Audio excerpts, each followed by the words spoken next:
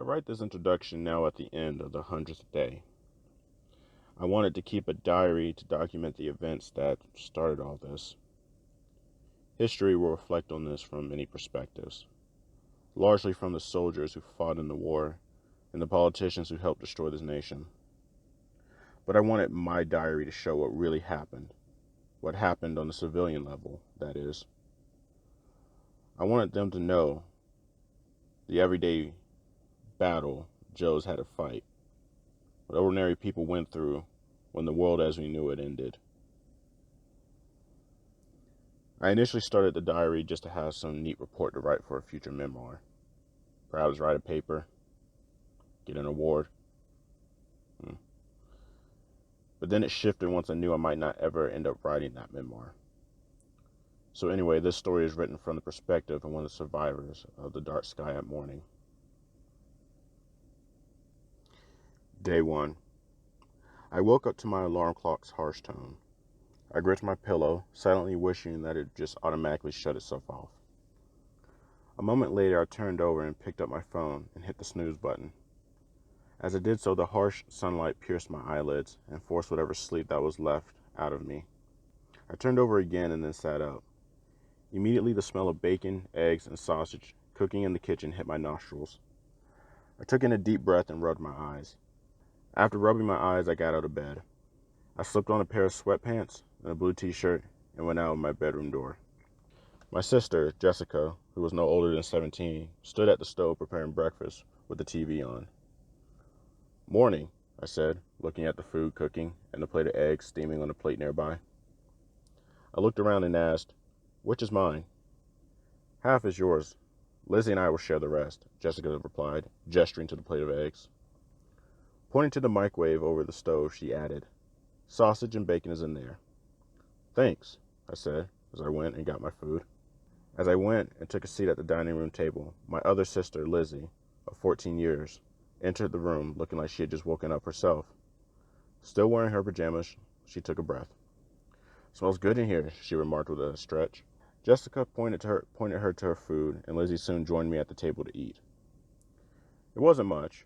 Bacon, sausage, eggs, toast. But it was still great to wake up to it prepared. "You're welcome," Jessica said as she sat down with her own food. I just scoffed as I went to the dining room table, which was adjacent to the kitchen, and set my plate down. I found a fork and dug into the food. As expected, it was great.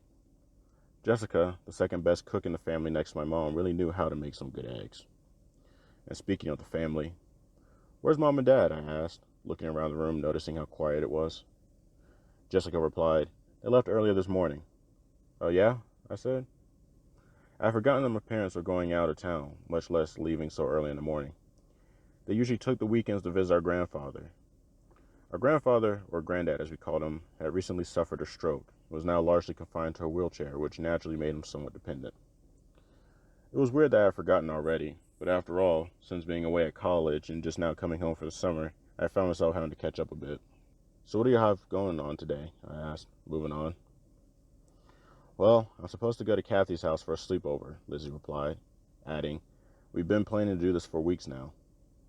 "Who's Kathy again?" I asked, blinking. "My best friend," Lizzie replied.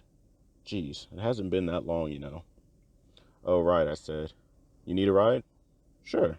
"Her mom was going to pick me up, but that was after they ran some errands," Lizzie said. "You sure you don't mind?" "Of course not," I offered. "Besides, I'm heading out anyway," I replied nonchalantly. "I gotta go by Jack's place anyway. I'm helping him move out of his parents'." "You just got back in town and you're helping someone else move out?" Jessica asked. "Might as well. I haven't seen the idiot in a full year, so it'll be good to catch up with him," I replied. "Besides, it'll be good to get out of the house." "He moving or something?" Jessica asked. "I don't know. I think so. At least preparing to. He's been itching to get out on his own for a while now." "Is he getting an apartment?" "Yeah, with one of the other friends we have, since I'm not available." "Yeah, with one of our other friends, since I'm not available," I replied. "Ah, but how's he going to afford that?" Jessica asked. "Heard he got a new job," I said, moving on to the new sausage links on my plate. "He works with his dad in construction or something." Changing the subject, I then asked, "So what are your plans today?" "Well, I'm going to spend the day at the mall with my friends," Jessica said. "They built a new one downtown." "Really? I thought malls were dying. I thought malls as a thing were dying," I remarked. Jessica shrugged and replied, "Guess not. You need a ride too?" I offered, transitioning from the sausage to finish the last of my eggs. "Nah, I'm leaving around 12:30. Angie is picking me up in her new car," Jessica said, declining. I finished my plate and got up to go back towards the kitchen. Jessica went to say something else, but at that moment my phone buzzed, notifying me of a new text message. I grabbed it from my pocket and woke it up to view the message, but I couldn't help but frown at what I saw. The message, which came from some unknown number, read, in bold letters, "Dark sky at morning." The heck does that mean? I thought to myself. I just ignored it, put the phone back into my pocket, and went back to what I was doing. The next few hours went by uneventfully. Finishing up our meal and our conversation, all of us eventually dispersed as we usually did in the mornings. Jessica and Lizzie both received phone calls not long after. No doubt it was their friends confirming their plans for the day. I took Lizzie to her friend Kathy's house and decided to go grab some gas and grab some food before I met up with Jack. Where the neighborhoods were situated, the nearest gas station was only a few miles away. There was more traffic than usual, but I was able to find a slot. I got out and went to pay at the pump. Like I had multiple times before, I swiped my card and waited for the machine to accept it. I was surprised when it just said error. I groaned a bit before taking back my card and walked into the building itself to pay. I was met by a long line at the counter going out to other parts of the store. I could hear an argument going on at the counter. Probably some Karen who had found something to complain about. Fortunately, there were 2 registers, so the line was still moving. I got in line and waited. After a few minutes, I saw one of the employees walk out and called out to the rest of the crowd.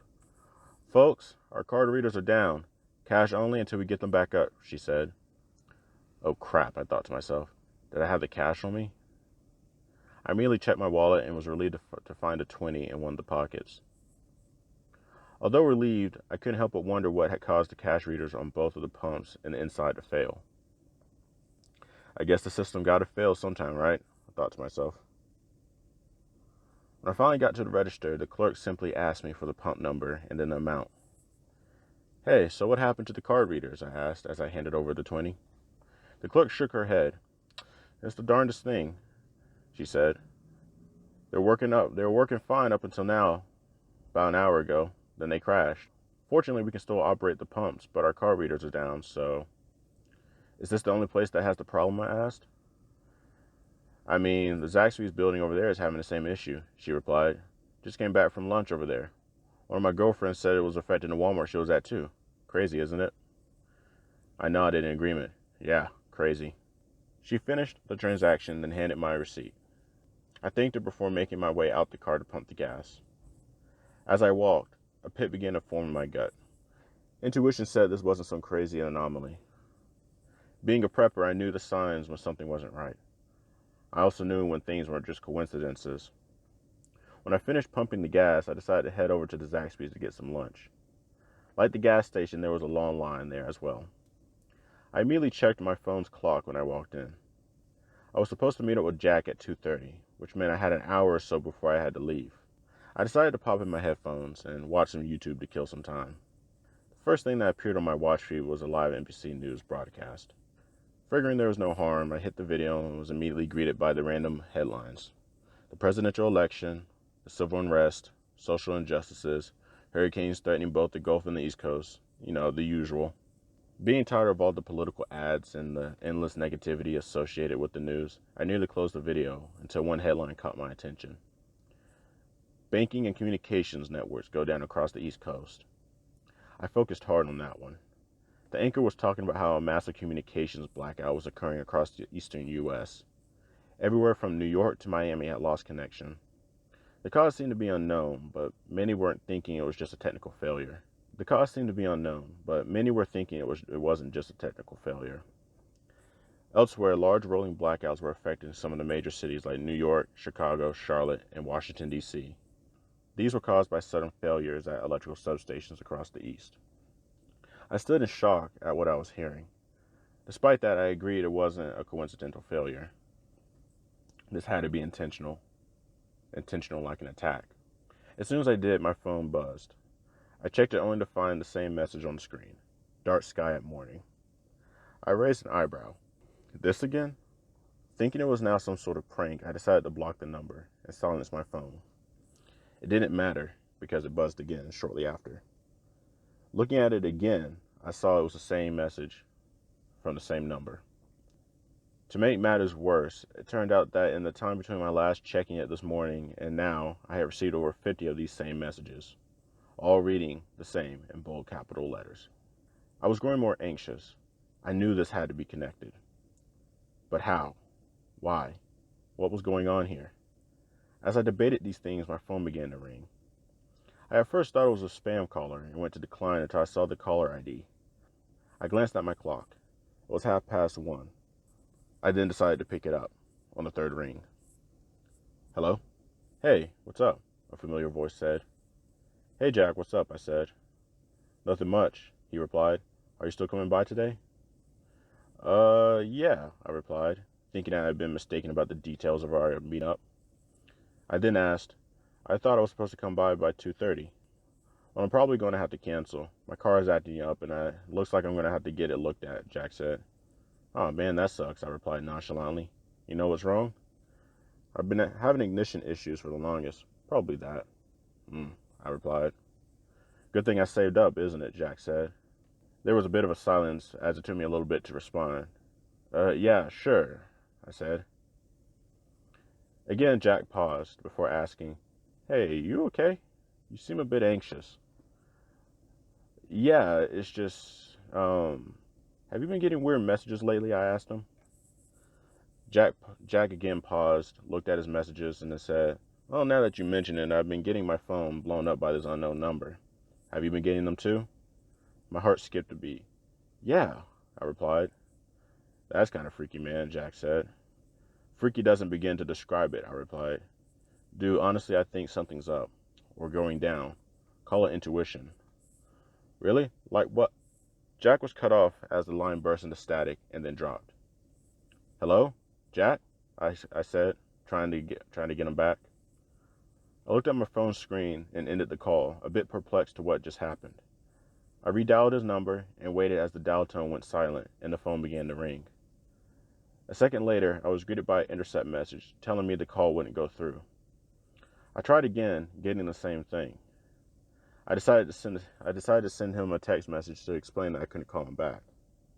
But then I noticed a small message at the top of my screen saying that I had no connection to the network. But then,